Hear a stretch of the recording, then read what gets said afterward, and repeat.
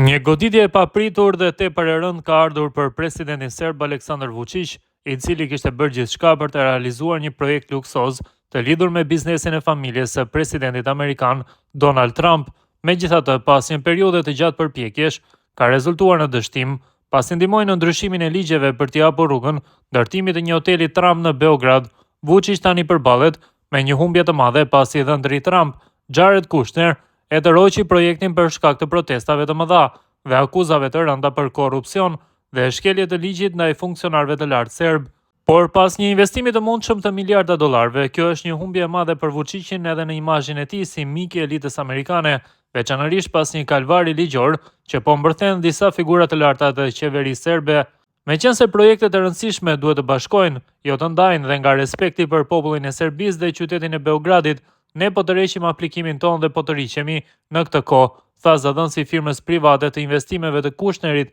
Affinity Partners. Ndërkohë, prokuroria publike për krimin e organizuar ngriti një akuzë kundër ministrit të kulturës Nikola Selaković, sekretares së ministrisë, Slavica Jelaça, drejtorit të detyrës së Institutit Republikan për mbrojtjen e monumenteve të kulturës, Goran Vasić dhe drejtorit për mbrojtjen e monumenteve të kulturës të qytetit të Beogradit, Aleksandar Ivanović, në lidhje me paligjshmërinë gjatë heqjes së statusit të pronës kulturore nga ndërtesat e shtabit të përgjithshëm, thuhet në njoftim.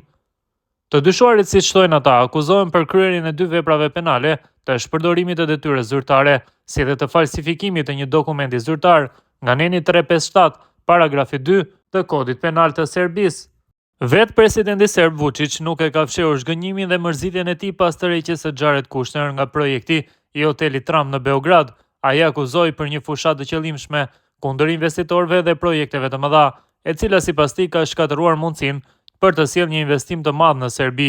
Vučić theksoi se ky projekt, që kishte një vlerë prej 750 milionë eurosh, do të kishte krijuar qindra vende pune dhe do të kishte sjellë përfitime të shumta ekonomike për vendin. Duke komentuar zhvillimet e fundit, ai shpreu se të gjithë ata që janë përfshirë në sabotimin e këtij projekti duhet të mbajnë përgjegjësi për dëmet që i kanë shkaktuar Serbisë. Sipas Vučićit, ky është një dëm që tejkalon 1 miliard euro dhe ai ka paralajmëruar se do të ngrej padi penale kundër individëve që kanë ndihmuar në shkatërimin e mundësive për zhvillim ekonomik. Analisti politik Dragomir Angelković tha sot se antarët e udhëheqjes mafioze politike të Partisë Progresive Serbe që drejtohet nga Vučić morën një karton të kuq nga fuqia më e madhe në botë dhe se shumica e faktorëve të tjerë të rëndësishëm global po mbajnë një karton të verdhë gati drejtuar Aleksandar Vučićit. Angelković i tha agjencisë Beta se tani pritet që rënimi i regjimit të kartelit serb të përshpejtohet. Ai vlerësoi se Kushner dhe presidenti i SBA-s Donald Trump vlerësuan se Vučić po fundosej me shpejtësi